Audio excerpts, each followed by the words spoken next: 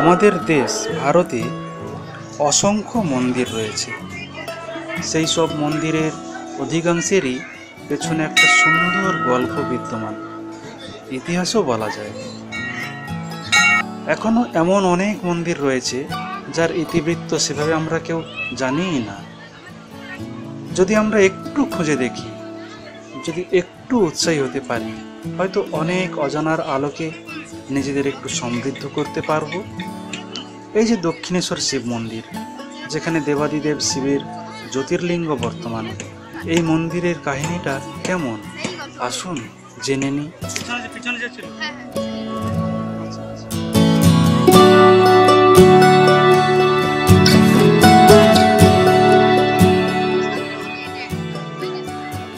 অনেক অনেক দিন আগের কথা।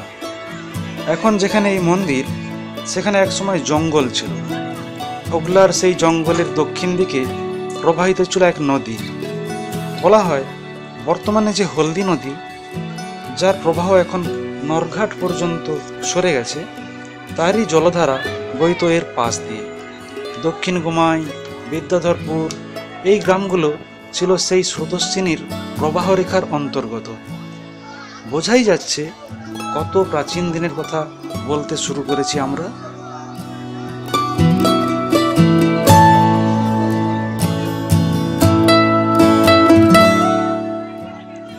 এখন এখানে প্রতি বছর বিশেষ অনুষ্ঠানের দিনে অসংখ্য ভক্তের সমাগম হয়। তবে বিশেষ এই বাৎসরিক অনুষ্ঠানের কথা বলার আগে আমরা বরং জেনে নেব এই প্রাচীন মন্দিরের গল্পটা কেমন, ইতিবৃত্তটা কি।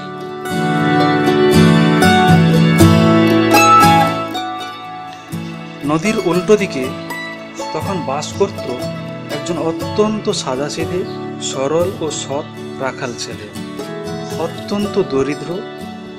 এই দারিদ্র্যের কারণেই সে এক ধনীর গৃহে 12 মাসে রাখালের কাজ করত। তবে উপযুক্ত আহার তো সে পেতই না, বরং কারণে অকারণে নানান ছুতোয় তাকে মনিবের অত্যাচার সইতে হতো। সেই সঙ্গে যোগ হয়েছিল দুধ চুরি করে খাওয়ার মিথ্যা অপবাদ।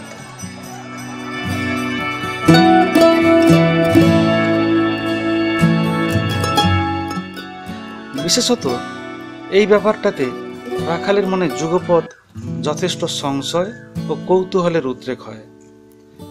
কারণ সে জানত তার মনিব যাই ভাবুক, দুধ সে চুরি করে খায় না।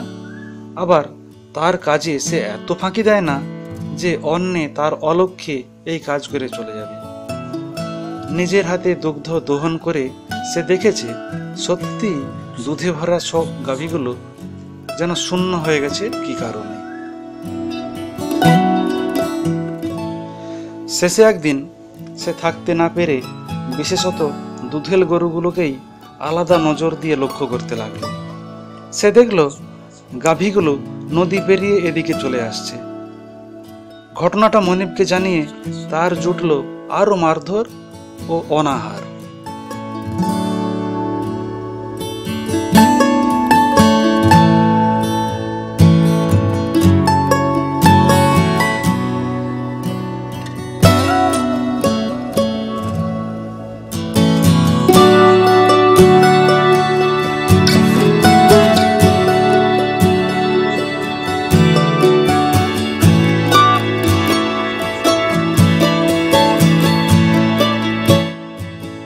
আর থাকতে না পেরে পরদিনই সে নিজেকে যথাসম্ভব আড়াল রেখে সেই গাভীগুলোকে অনুসরণ করল। এবারে এসে সে দেখল জঙ্গলে ঘেরা একটা বিশেষ জায়গায় গিয়ে গাভীগুলো একজনের পরে আরেকজন এভাবে সারি দিয়ে দাঁড়াচ্ছে মন্ত্রমুগ্ধের মতো, আর সমস্ত দুধ আপনা আপনি বেরিয়ে সেখানে পড়ে যাচ্ছে।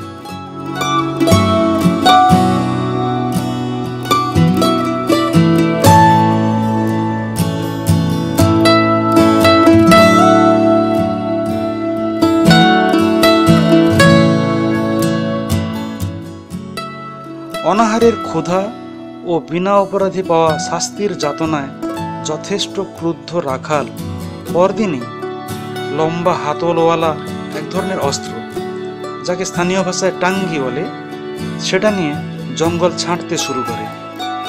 ছাঁটতে ছাঁটতে বিশেষভাবে চিহ্নিত সেই জায়গায় এসে তার অস্ত্র একটা শক্ত পাথরের মতো বস্তুতে আঘাত হানে এবং ক্রুদ্ধ রাখালের সবল সেই আঘাতে প্রস্তরখণ্ডটি কর্তিত হয়, অর্থাৎ কেটে যায়।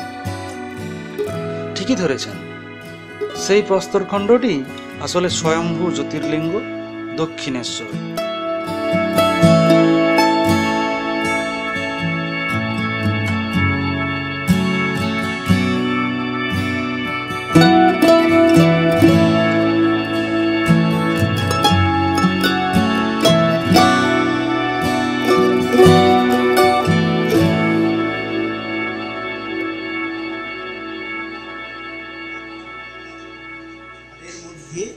এক জঙ্গলের মধ্যেই তিনি উঠেন।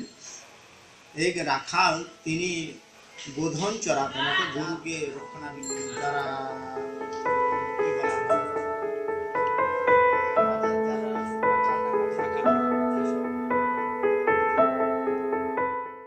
একদিন একটা গরু দুগ্ধবতী, তিনি গভীর জঙ্গলের মধ্যে প্রবেশ করে দুগ্ধ দহন করে দিয়ে তিনি চলে যান।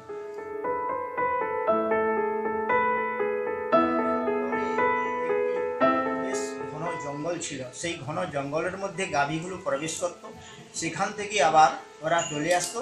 তখন ওই দুগ্ধবতী গাভীদের ব্যাটগুলো যেন শুকিয়ে যাওয়ার মতো, মানে দহন করে যাওয়ার পরে যে পরিস্থিতি থাকে সেই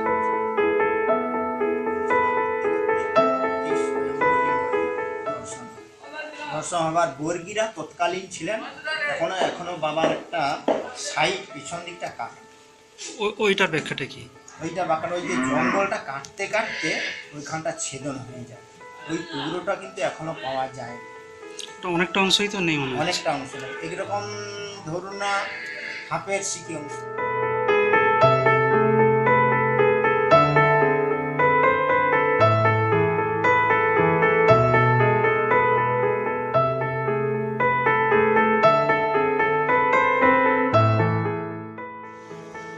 সেই থেকে পুজোর শুরু হয়। পরবর্তীতে, অর্থাৎ অনেক অনেক দিনের পরে, ঐতিহাসিক যুগে এসে মহিষাদলের গর্গ রাজপরিবার মন্দিরটিকে সংস্কার করেন। মন্দিরের পরিচিতির পরিসর আরও ব্যাপ্ত হয়। এখনও প্রতি বছর নীলের দিনের আগের মধ্যরাত্রিতে রাজপরিবারের তরফে প্রথম পুজো নিবেদন করা হয়। ভক্তগণ অনেক আগে থেকেই এসে অপেক্ষা করেন।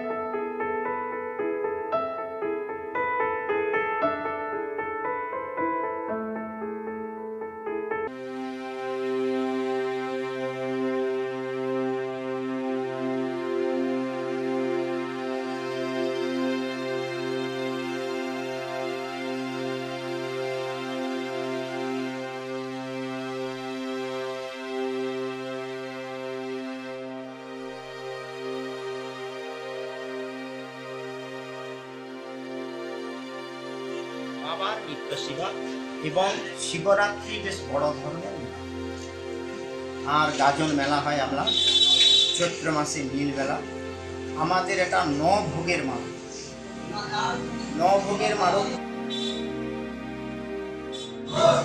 প্রতিদিন সকালে বাবার 2.5 কিলো চালের নৈবেদ্য, ফল মিষ্টান্ন, ডাব, দুধ, চিনি, এটা সকালের নিত্য পূজা, সকালে মধ্যাহ্নকালে। সন্ধ্যায় সন্ধ্যা আরতি, 5 কিলো দুধের ক্ষীর ভোগ হয়। ঠিক মধ্যরাত্রে আবার 2.5 আতপ চালের আলু, কাজরম্ভা, মুগ ডাল, আবার সিদ্ধান্ন ভোগ হয়। কেমন? অনেক সন্ন্যাসীরা আসেন, এখানে গাজন মেলা হয়, খুব সুন্দর। বাবার এই 3 দিন আমাদের মঠি চাপ, নীল, চড়ক, এই 3 দিন আমাদের বিশেষভাবে রাজবেশ হয়। কিছু দিন সাধারণ বেশ, ওগুলো 2 দিন।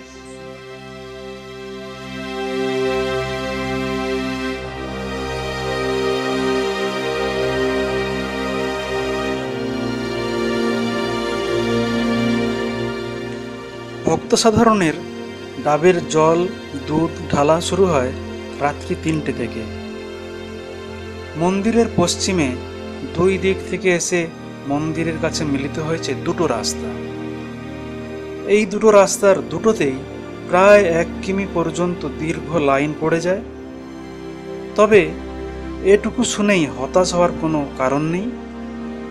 এই মন্দিরে কোনো উটকো পান্ডা সংস্কৃতির উন্মেষ হয়নি আজও। এখনো সেই সারল্যমোড়া গ্রামীণ সংস্কৃতির মধ্যে যে কোনো ভক্ত দুপুর 1টা বা তারও পরে এসেও অনায়াসে নিজের হাতে দক্ষিণেশ্বরের মাথায় জল ঢেলে যেতে পারেন।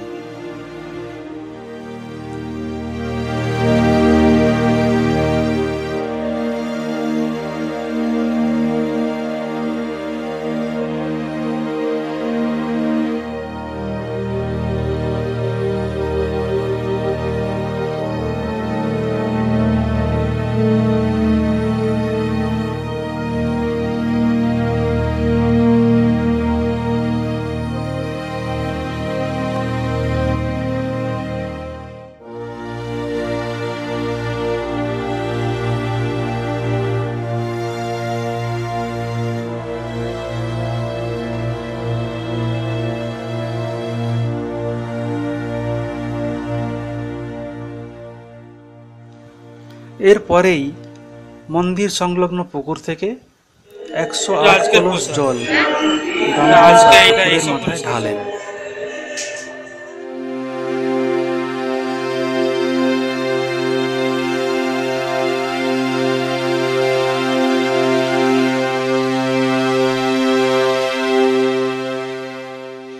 মন্দিরের ইতিহাস তো আমরা জানলাম, এবার বাৎসরিক এই অনুষ্ঠানের ইতিবৃত্তটা কি একটু জেনে নেওয়া যাক। ভাগবত পুরাণ, মহাভারত, বিষ্ণু পুরাণ ইত্যাদিতে সমুদ্র মন্থনের উল্লেখ আছে, যেটা হয়েছিল সেই পুরাকালে।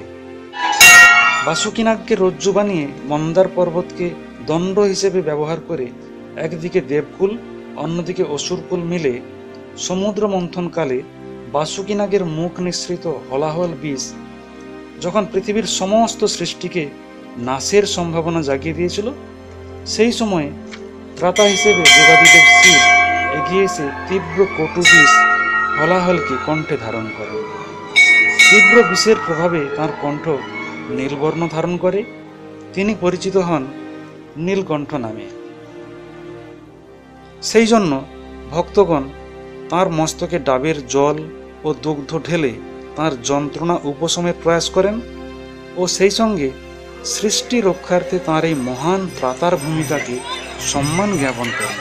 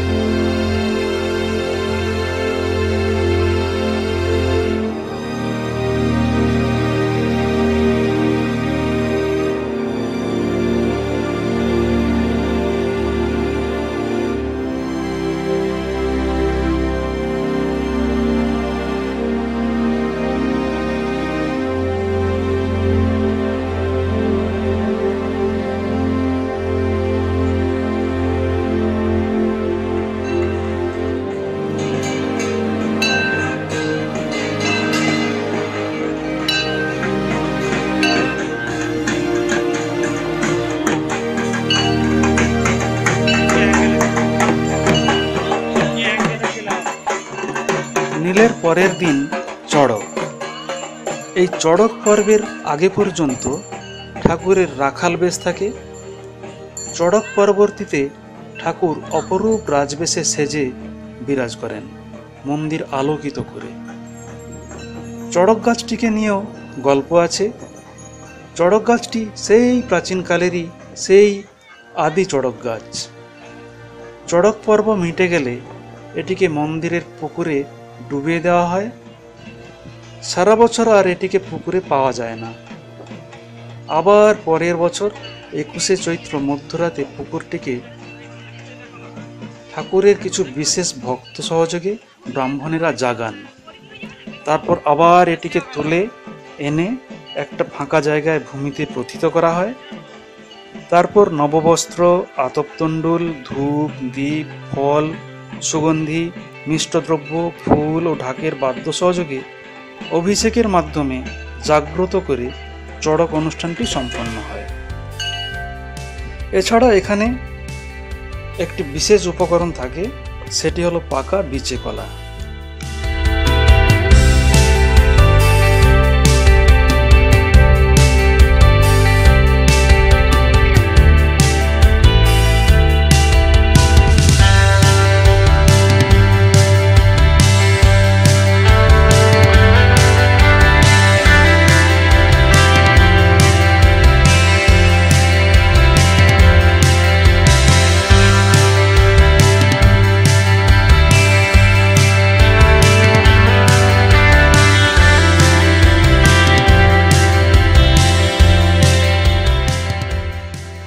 চড়ক অনুষ্ঠানের পূর্বে ঠাকুরের মন্দির থেকে ঢাক ও অন্যান্য বাদ্য সহযোগে নিশান বা ধ্বজ নিয়ে আসা হয় চড়কের মাঠে এবং বেঁধে দেওয়া হয় চড়কের সাথে।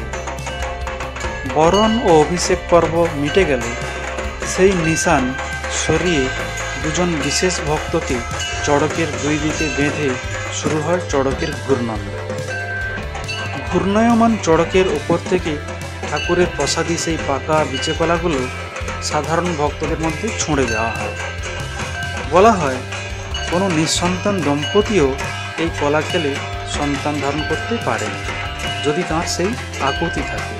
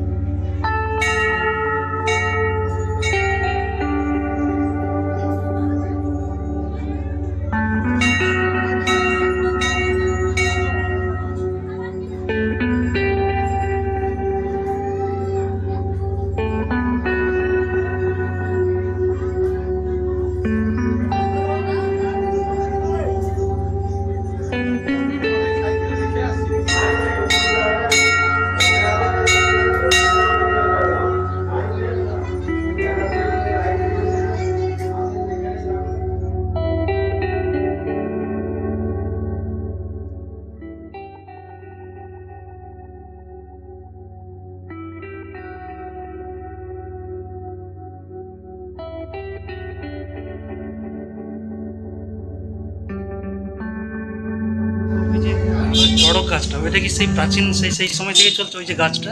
হ্যাঁ। ওর ইতিহাসটা একটু হ্যাঁ এখনো আছে সেটা। ওইটা কিভাবে ওঠে আবার? ওটা জলে পুকুরে ওটা এখন কিন্তু আমি শুনেছি খুঁজলে নাকি এখন পাওয়া যাবে না। কিন্তু সেই গাছই আছে। সেই গাছ হ্যাঁ সেই গাছ 9 ভোগের দিন, ওই দিন লাস্ট, ওই দিন ডবল ভোগ হয়। একটা রাজভোগ হয়, একটা সাধারণ ভোগ দিনে দিন যেমন হয়। আর মহিষাদলের রাজারা এখন নীলদিনকার আসে। আচ্ছা, পূজা পাঠটা উনি কোন সময়টা আসেন? উনি আসেন রাত্রি 9:30 নীলের দিন, মানে নীলের দিন আগামী দিন নীল তো, ও আজকে রাত বটি চাপে। আর ওই দিন বাবার পুজো বা ওই নীল দিনকার পুজো করতে হয়। রাজবাড়ির পুজোটা আগে না হয়, কারণ তাদের একটা সাহেব প্রান্ত দিতে হবে। রাজা দেখুন জগন্নাথ মন্দিরও তাই। রাজাদের রাজাদের। পুজোটা আগে না হয়, তারপর সাধারণ একটা জিনিস জানতে চাচ্ছি, মানে একটা মনে পড়ছে, এই যে এখানে যে চড়কের সময় যে কলা বিচা কলাটা যেটা ছোঁড়া হয়, ওটা মানে অনেক ভক্তবৃন্দ থাকেন তো, তারা প্রত্যাশা করেন, অনেক কিছু মানত থাকে, ওনারা যদি কেউ নিঃসন্তান, হ্যাঁ তিনাদের মানব মনস্ক দেব দেব মহাদেব সুশাঙ্কাঙ্কিত শিখর তব দর্শন মাত্রী না পুনর্জন। ভগবান বিষ্ণুর নাম হয়েছিলেন নীলকণ্ঠ। আমরা এই জন্য আমাদের আমরা নীল রাত্রি, পুষ্করী, শিবরাত্রি